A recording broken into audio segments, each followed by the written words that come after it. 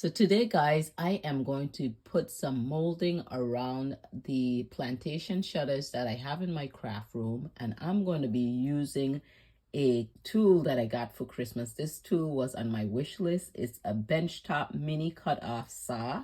It's small, compact, that I could keep in my craft space at all times. So you're going to be seeing my husband giving me a wood shop class 101 on how to use my little mini saw. So for those of you who are new to my channel, my name is Claudette with Miss Puff Creative Corner.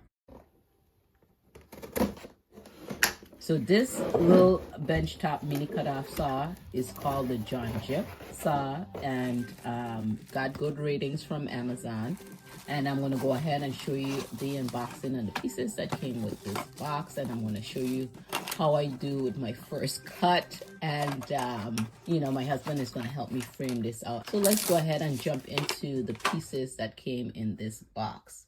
Now, the base of the machine itself is measuring 5.5 inches in length by 5 inches in width. So it comes with an elastic around it that keeps it closed.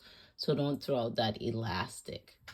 And then it looks like it has like 2 holes on the side. If you want to make this more permanent, you could put 2 screws and bolt that down to your desktop.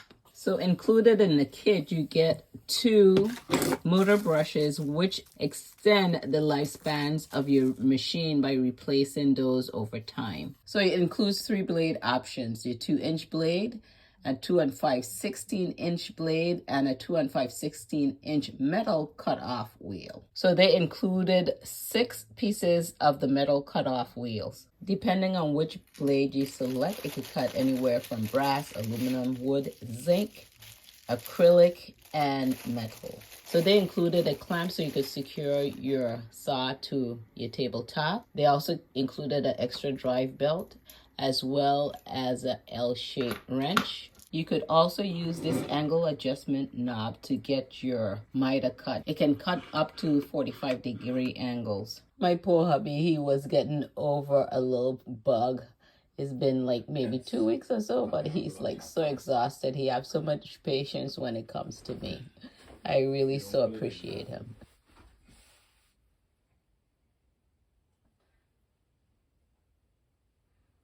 Okay.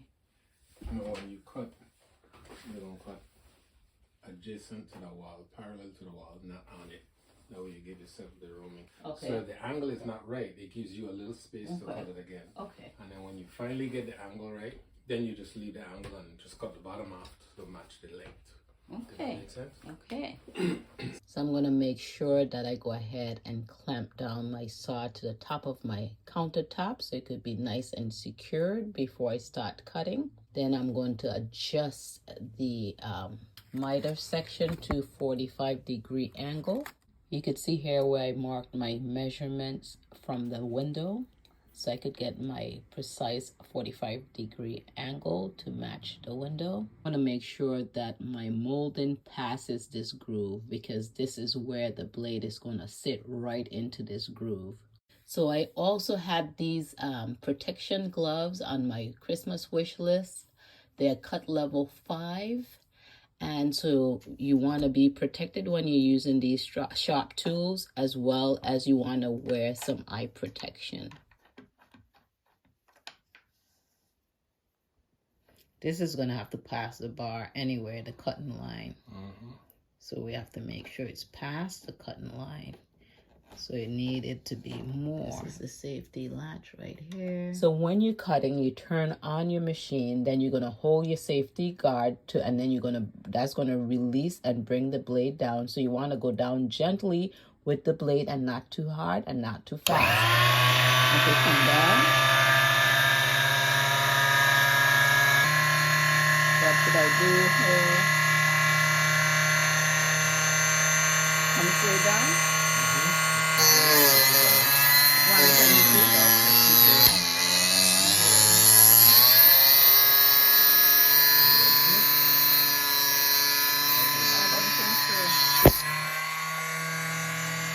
Okay, still have that little piece to the edge, huh?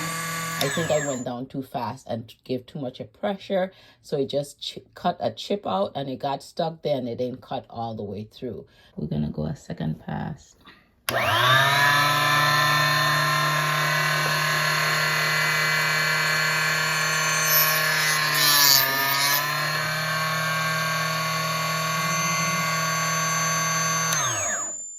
So right here, I'll be cutting the opposite 45-degree angle. So I'm gonna have the molding with the design facing down.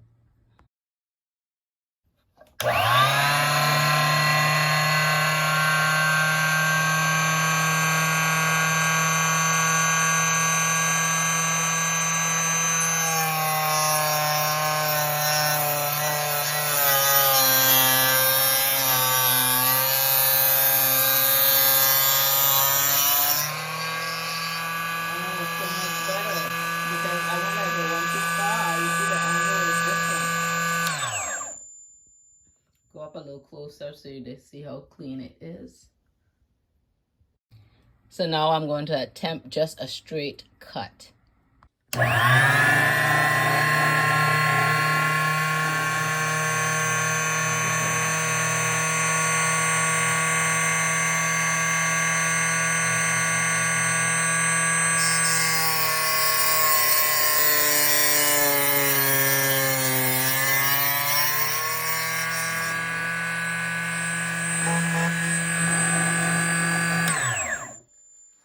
I wanted molding to be a little thicker, but if you look, the space between the window and the cupboards is kind of small, so I went with a slimmer piece, and it have a little groove design within this molding.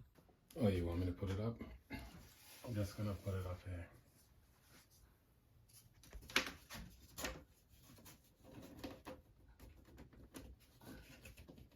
So after all our pieces are cut, I'm just gonna add a couple coats of paint to that. Then my hubby just gonna take some finishing nails once that have been dry and add that frame around that plantation shutter. It came out pretty good. Like I said, I would prefer that the trimming was a little bit wider, but we'll see how it goes as time goes by. I could always change it out. That's it, guys. Thank you guys for tuning in. This is Claudette. I'll catch you guys on that next video.